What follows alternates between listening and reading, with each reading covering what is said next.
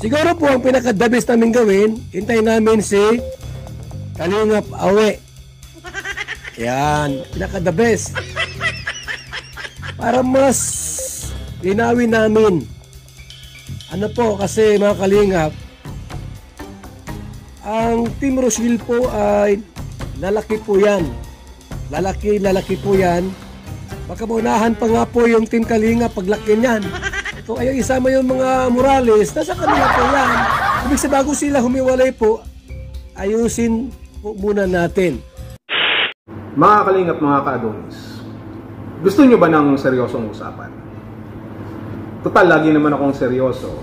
Gusto kong maintindihan ninyo ang aking sasabihin sa pagkakataon na ito. Ito ay patungkol kay Ruel, kay Rachel, sa Raw Boys, sa kanyang mga vloggers, mga staff, at kanyang mga supporters sa makatuwid sa Rochelle community. Makailang beses na nanawagan si Papa Bal patungkol dito sa paghiwalay ng komunidad ng Rochelle sa Kalingap, na hindi ibig sabihin na makailang ulit din namang ipinaliwanag na hindi komo hihiwalay ang Rochelle community sa Kalingap ay mag-away na ito. Mayroong division at kung ano-ano pa. Napakasimple lamang kung ating iisipin. Kaso lamang, tayo mismo ang nagpapahirap sa sitwasyon.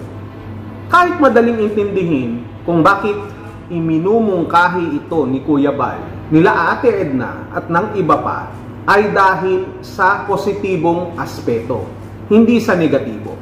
Pero dahil mayroong mga bitter at mayroong mga ayaw talaga intindihin dahil galit sa Kalingap, dahil may tampo sa Kalingap, dahil may sariling mundo bukod sa Kalingap, ay ayaw nilang pakinggan. Minamasama nila at ginagawa nilang negatibo ang epekto nito sa komunidad ng Rochelle. Yung iba naman, gustong-gusto. Yung iba, ayaw. Yung iba, gustong-gusto, pero ibinabaling ang sisi sa Kalingap na tila bagay inaapi ang komunidad ng Rochelle, which is hindi naman.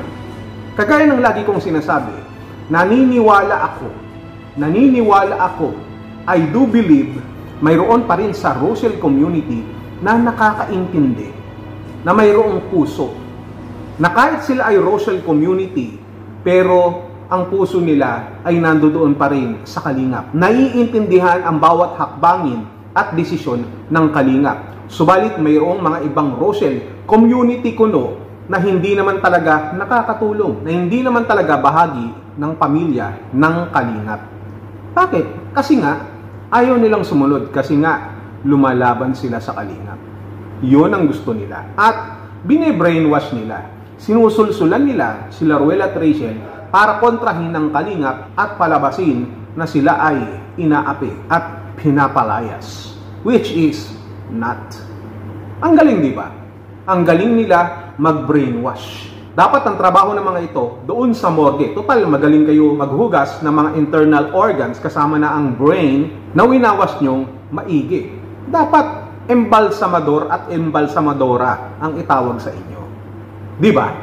Hindi naman lingid sa ating lahat kung bakit inihiwalay na ang Rochelle community sa Kalingap. Dahil ito nga po ay malaki na.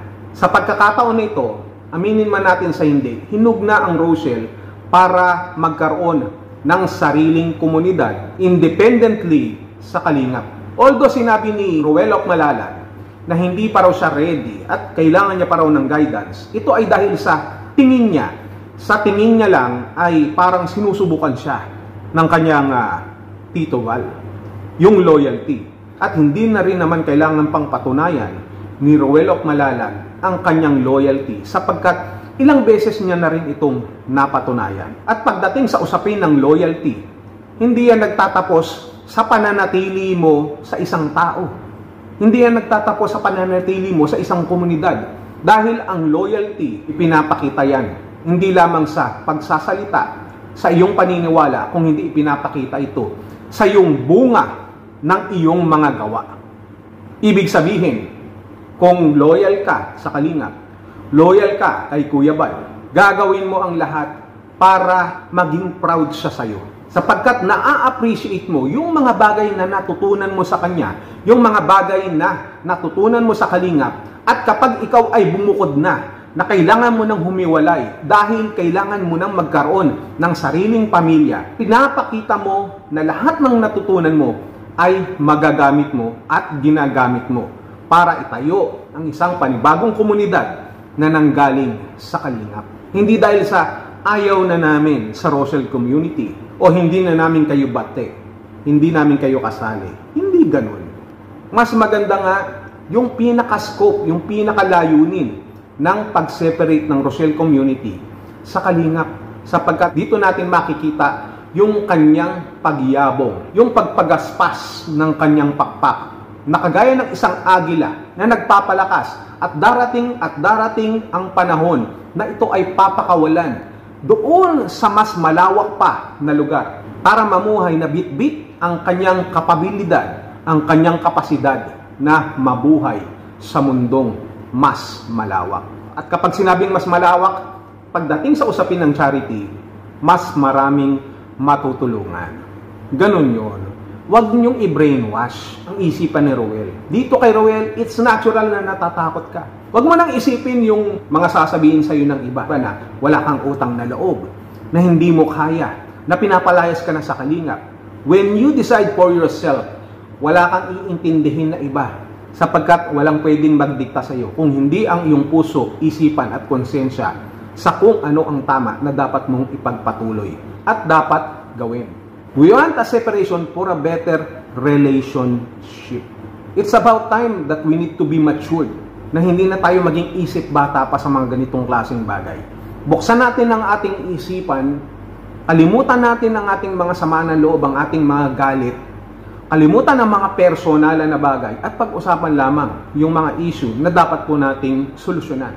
And just to push this subject, para mas maintindihan mo, Roel, kakausapin na ni Kuya Bal si Kalingap Awe para maipaliwanag ng maayos. At baka sakali na maipaliwanag din sa iyo ng iyong pamilya ang pinupunto ni Kuya Bal, ang pinupunto ng Kalingap patungkol dyan sa paghiwalay ng Rochelle community sa Kalingap, na walang halong masamang tinapay, kung hindi pure intention lamang. At dahil sa pag-push na yan, alam kong maraming matutuwa, lalo na yung ibang Rochelle community na atat nang umalis sa Kalingap. Yung iba naman malulungkot. Yung iba matutuwa. Maraming matutuwa. Good news sa inyo to, di ba? Yan ang gusto nyo. Pero pakiusap lamang sa pag-alis ninyo, kung sakaling matutuloy na ang pag-alis ng Rochelle community sa Kalingap, magpakabait na kayo. Huwag na kayong manira. Huwag kayong bad. Pakabait na kayo. Magpapalit na ang taon. Dapat magpalit na rin kayo ng inyong kaisipan at mga puso. Magpalit na kayo ng inyong konsensya bago pa kayo ipagpalit ng inyong mga jowa.